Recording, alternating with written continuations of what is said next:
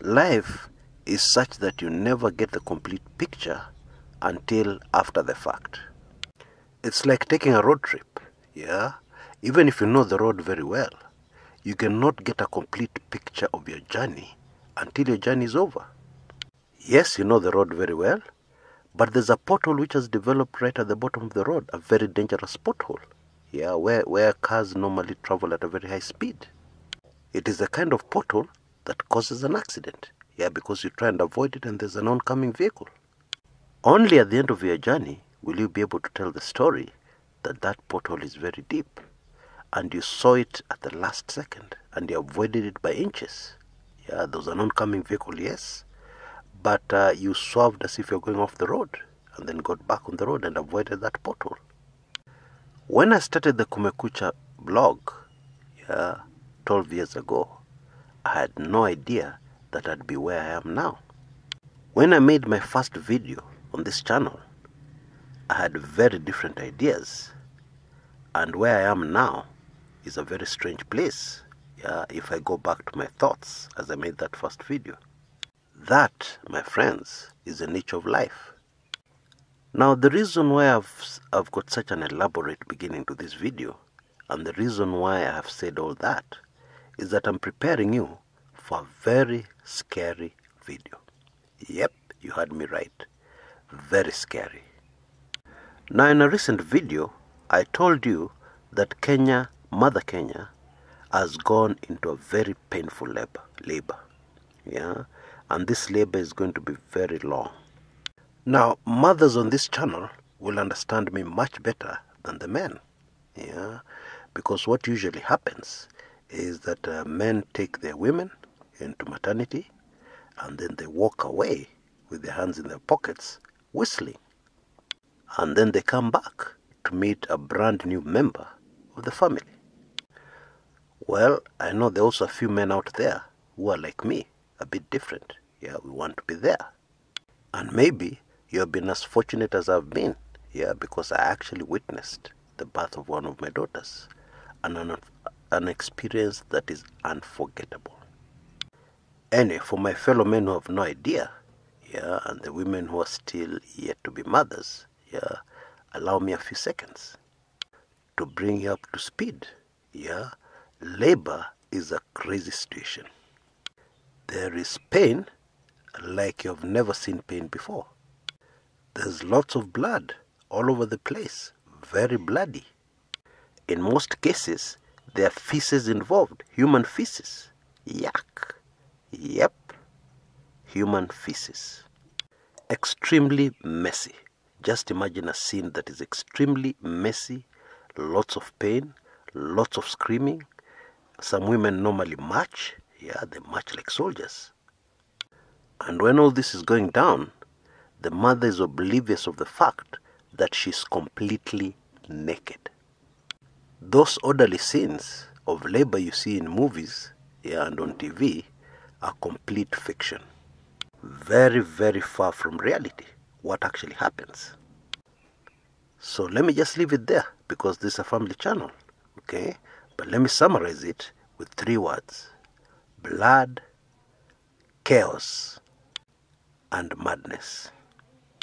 When you see the mother with the bright, bouncing new baby, yeah, you'll have to rub your eyes twice, yeah, and wonder whether what you've just experienced actually happened. The calmness, the joy, is a complete contrast, yeah, the craziest contrast I can think of, yeah, compared to what the mother has just gone through in labor. Now I want you to get that picture very clearly, because that is exactly what Kenya is about to go through. Now, so far, yeah, in the history of this Kenya, and in the history of this overturn period, if I can just call it that, this period where a new Kenya is about to be born, we have seen signs that you can miss. Oh, Chris, you're being misled by prophets. Yeah, there's nothing like overturns. Yeah, Chris, stick to politics. Yeah, you do your politics so well, stick to it. When you start going to these God manenos, you lose me. Yeah, very few people very few people on this channel have been able to clearly grasp and see the signs and understand where we're going. However, that is about to change. Folks, the overturned signs that are about to unfold in our country will be impossible to miss. Impossible. Now I have an idea, of an inkling of an idea of what it's going to be all about, But those are theories. Those are my ideas. Those are my imaginings. So instead, let's stick to the facts. These solid facts are what inform my picture, my imaginings, my theory of the crazy things that are about to unfold in Kenya. I will stick to those facts. Now the weatherman in Kenya has issued a warning of an event coming to Kenya, indeed an event which has already started, that has never happened before in the history of Kenya. I've gone through history, I've done some research. I can confidently tell you, it has never happened before in Kenya. The weatherman warns of strong winds, very strong winds, and tidal waves. Now, as you may know, tidal waves are caused by very strong winds, and so far, these tidal waves has claimed casualties. 2 days ago, in Mombasa, Nyali, a boat capsized as a result of these very strong tidal waves. Now, the occupants, assumed about 4 of them, are presumed dead, but the bodies are yet to be found. Now, the weatherman tells us that these winds are strong enough to uproot trees. Now, which is easier to uproot, a tree or a post carrying electrical lines? Of course, a post carrying electrical lines. Now, according to the weatherman, these strong winds will be experienced as far inland as Turkana County and Kitui County. Now, the truth is, so far, we have not seen much of these predictions from the weatherman.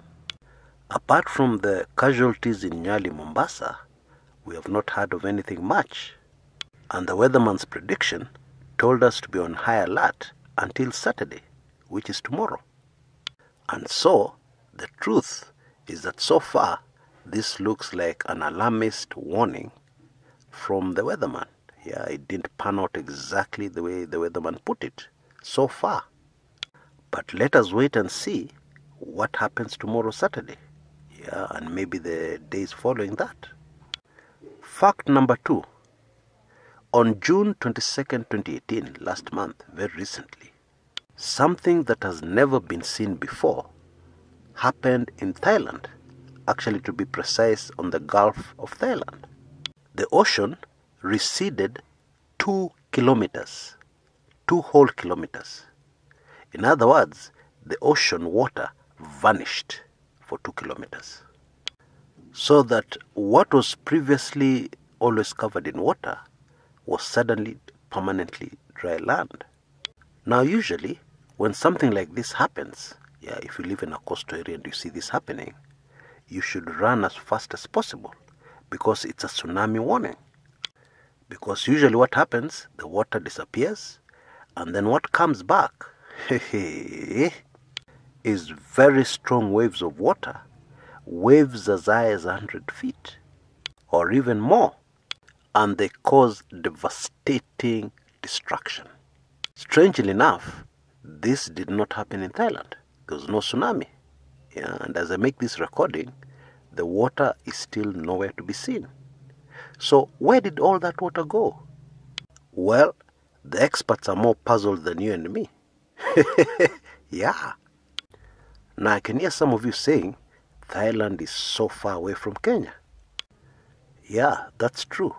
However, in matters like this, you cannot ignore the immediate vicinity. What do I mean? If you draw a straight line from Thailand, a straight line southwest, where will you land? Actually, you'll land bang in the coast of Kenya. Now, I'm not making any speculations. I'm just giving you the facts. water has disappeared, yeah, in Thailand, yeah, which is a straight line, yeah, from Thailand to Kenya, southwest. From Kenya to Thailand, a straight line, northeast. And so far, nobody has come up with even a theory as to where all that water may have gone.